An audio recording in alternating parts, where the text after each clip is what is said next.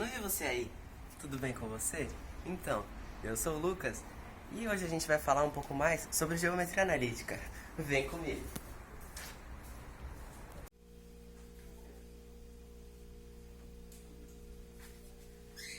Você tá aí também? Então, hoje a gente vai falar um pouco para vocês primeiro sobre o plano cartesiano. Afinal, o que é essa representação feita da geometria analítica? Olá, eu sou a Malu e, bom, o plano cartesiano é uma forma de localizar um ponto no espaço. E, bem, usamos as variáveis x e y para fazer isso. Bom, dentro do plano cartesiano existem os pontos, que são representações dele. Os pontos são, respectivamente, tratados como x e y, como x sendo os pontos que ficam aqui e y os que ficam aqui. Vamos supor, um ponto 2 e 2 ficaria no eixo 2 de x e 2 de y, o que ficaria mais ou menos aqui. Então, Bom, dentro do plano cartesiano existem os pontos que ficam à esquerda do eixo y, que são x negativo, à direita do eixo y, que são x positivo, e acima do eixo x, que são y positivo, e abaixo do eixo x, que são y negativo. Os que se localizam aqui são chamados de primeiro quadrante, e tem x e y positivo. Os que se localizam aqui são do segundo quadrante, e são chamados assim porque eles têm o x negativo e o y positivo. Aqui, terceiro quadrante, pois tem x e y negativo, e nesse último tem o x positivo e o y negativo.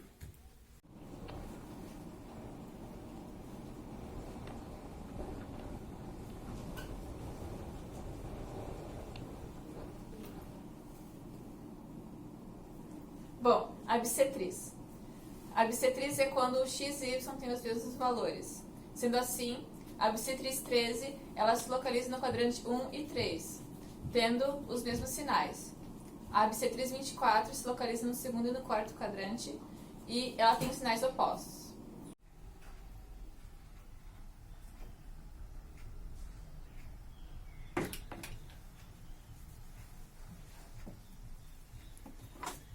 Bom, distância entre dois pontos. A gente vai utilizar essa fórmula aqui para fazer a distância entre dois pontos.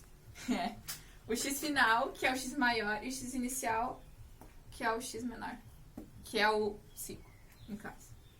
E menos o y final e menos o y inicial, todos elevados a 2. Aqui a gente coloca na fórmula e faz a subtração, que dá 7 menos 5 dá 2, e 5 menos 3 dá 8. Os 2 elevados a 2. Aqui a gente resolve, 2 ao quadrado dá 4 e 8 ao quadrado dá 64. Aí a gente diminui o 4 menos 64 e dá menos 60. A gente não pode deixar assim, então a gente vai colocar na raiz e a gente vai decompor, que vai dar isso aqui depois.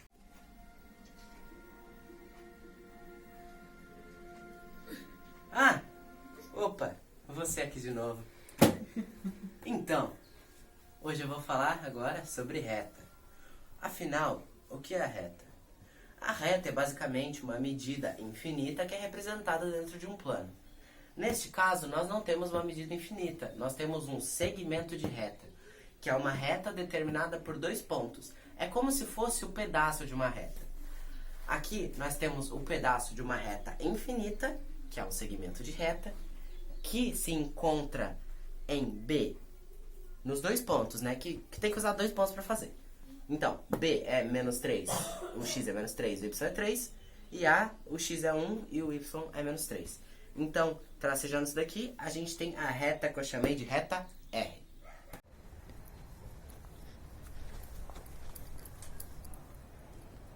Epa! Bom, o ponto médio. A gente vai utilizar essa fórmula para descobrir o ponto médio, que é para descobrir aonde que é o centro da reta. O x mais 1, x1 mais x2 dividido por 2. E o y1 mais y2 dividido por 2. Aqui é o x e aqui é o y. A gente coloca na fórmula, que dá 1 menos 1 meio. E aqui também, 4 mais 4 dividido por 2 dá 8 meios e resolvido dá 4. A gente coloca I aqui, que é exatamente o centro da reta.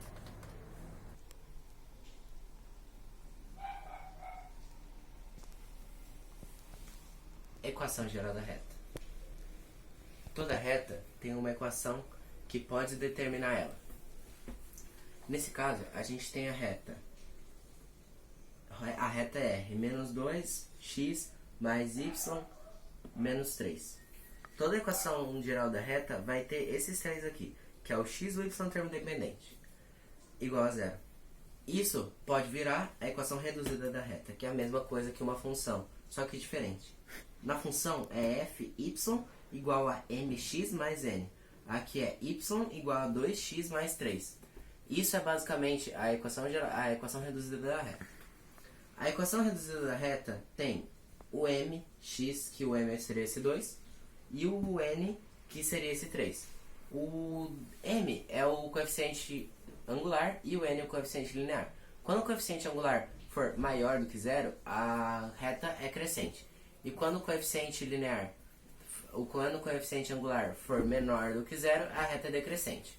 Aqui a gente tem no gráfico que então essa reta tem coeficiente linear 3, então ela fica no lugar 3 e positivo, então ela é crescente.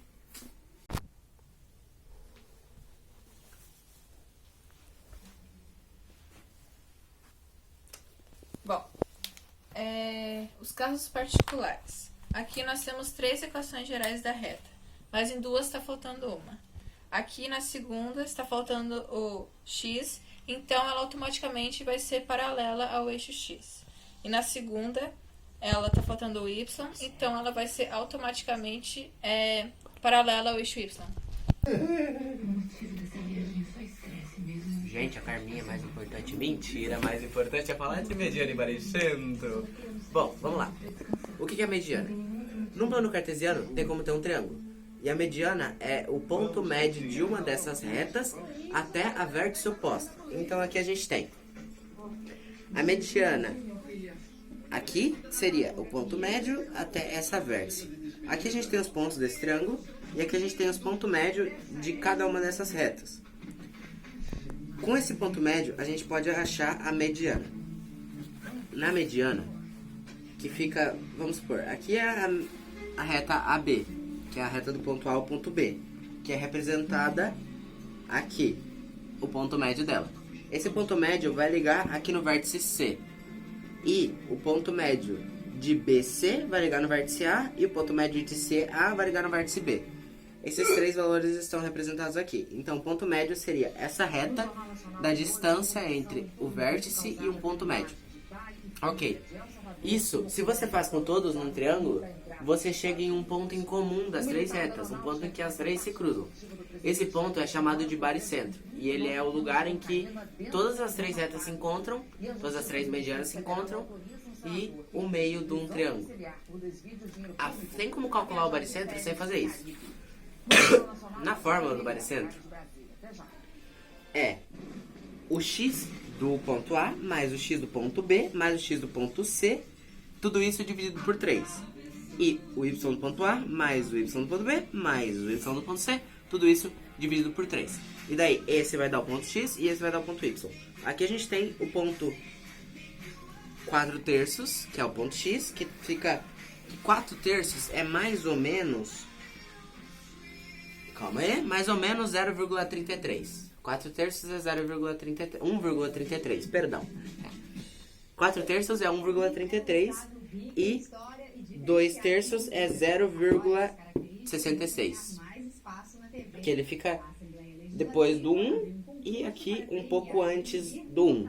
Que fica mais ou menos aqui, neste centrinho aqui, isso seria o baricentro. Opa! E aí? Então, agora vem a estrela da noite. Aquilo que todo mundo estava esperando.